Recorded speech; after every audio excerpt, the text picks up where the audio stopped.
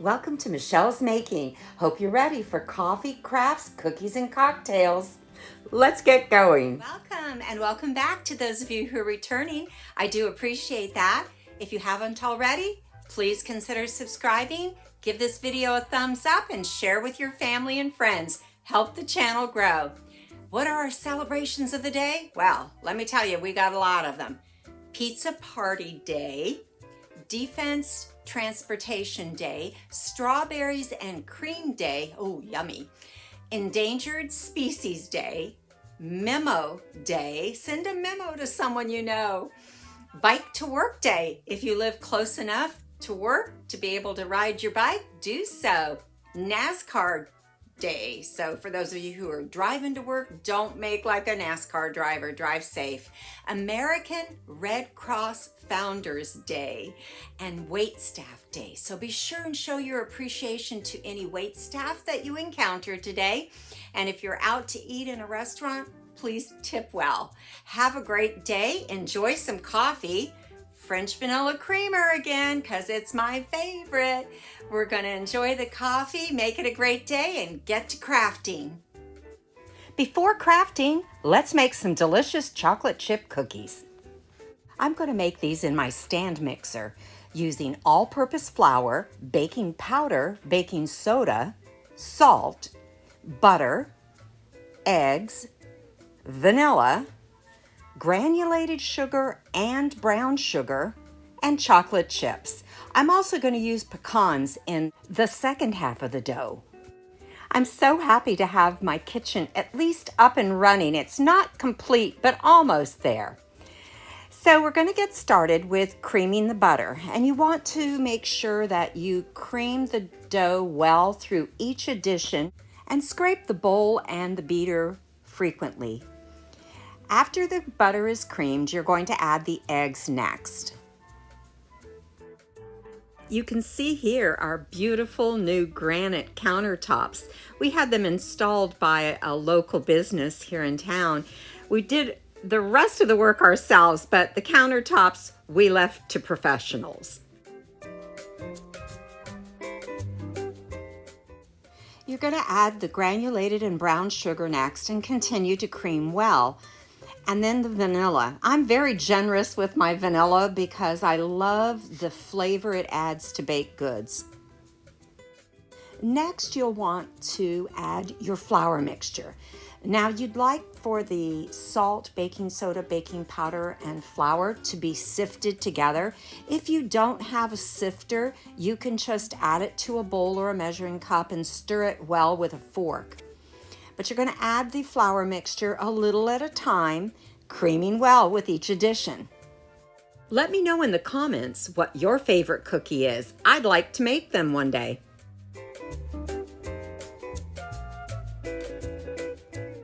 Don't forget to scrape down the bowl and the beater so that everything gets well incorporated.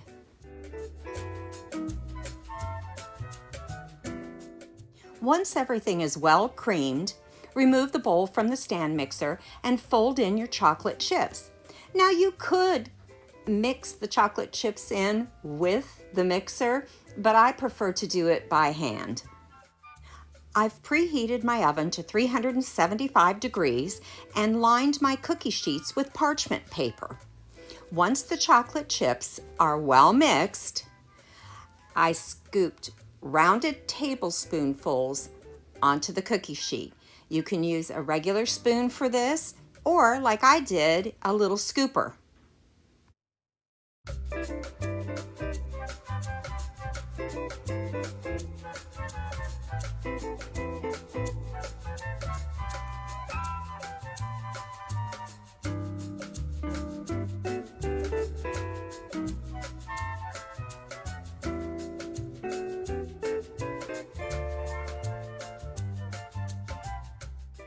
This recipe made exactly 4 dozen cookies, so I did 2 dozen with just chocolate chips, and then added my pecans to the rest of the batter, and finished off 2 dozen with pecans and chocolate chips. My favorite. These cookies bake for about 10 to 12 minutes. Keep an eye on them, watch for that golden brown around the edge. Enjoy these cookies with a nice ice cold glass of milk. Our craft today is a tier tray table tent. I had picked up this little, I'm not even sure what it was, if it actually is made to hold a little sign or a picture, if it's a picture frame, but I picked it up at Goodwill for 50 cents and then got these little wooden plaques at Hobby Lobby when they were on sale. So I started by taping off the wooden base because I was going to spray the metal part, the clamp and all, with my 2X Rust-Oleum paint in a matte black.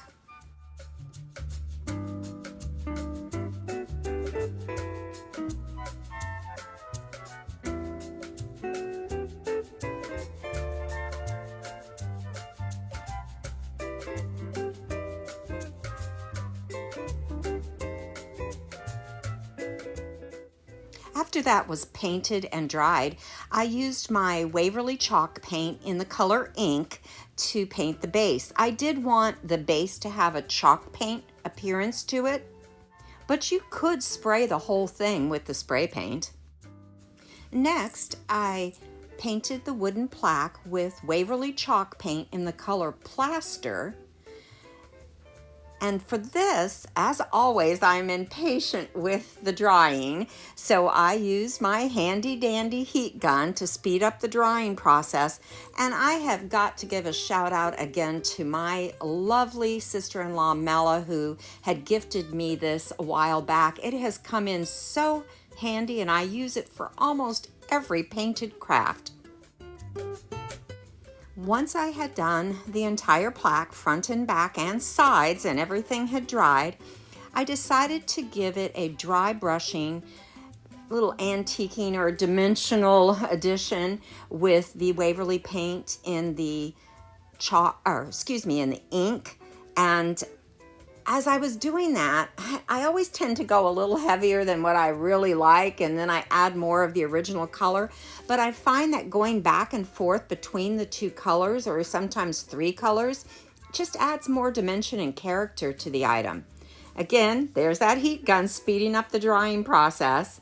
I did a little heavy on the back, and then on the front side of it, I wanted it to stay the plaster color with just a little accent on the edges.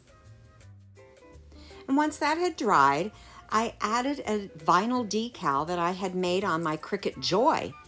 Now the Cricut Joy uses has the option to use a paper that doesn't require a mat.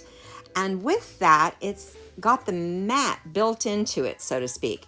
So you still transfer it the same way, but to loosen it before transferring it off, you snap the paper, as you saw me do there, and that releases it. So I transferred the design onto the plaque, and I really like the way this looked. The family table, I did it in red because I have red accents in my kitchen, and I was going to put this on the dining room table eventually, and that red was going to kind of tie things together from the dining room to the kitchen. I finished everything off with a coat of Mod Podge, because even when you're using permanent vinyl, it's still a good idea to seal things down.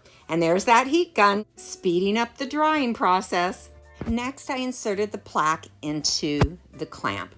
I really like the idea of decor that I can change out parts of it for different holidays or seasons. And that's one of the things I liked about this. So all things totaled, for under $1, I made this cute little tier tray table tent.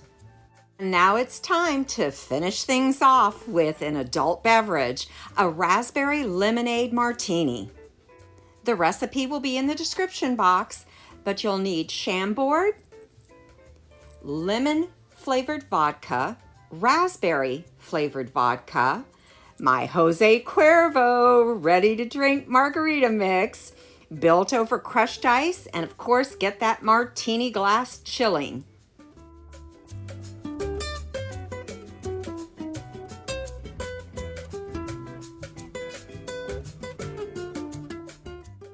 Add all of the ingredients to the shaker with that crushed ice, and then you're going to shake, shake, shake until well chilled. pour it into your chilled martini glass and enjoy. A Raspberry Lemonade Martini.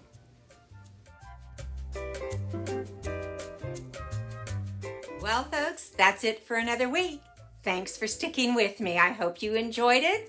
Be sure to comment and let me know the things that you'd like to see or the things that you've seen that you enjoyed. I appreciate knowing that. Let's make it a great week. Don't forget to take time to stop and smell the coffee, and I'll see you next Friday.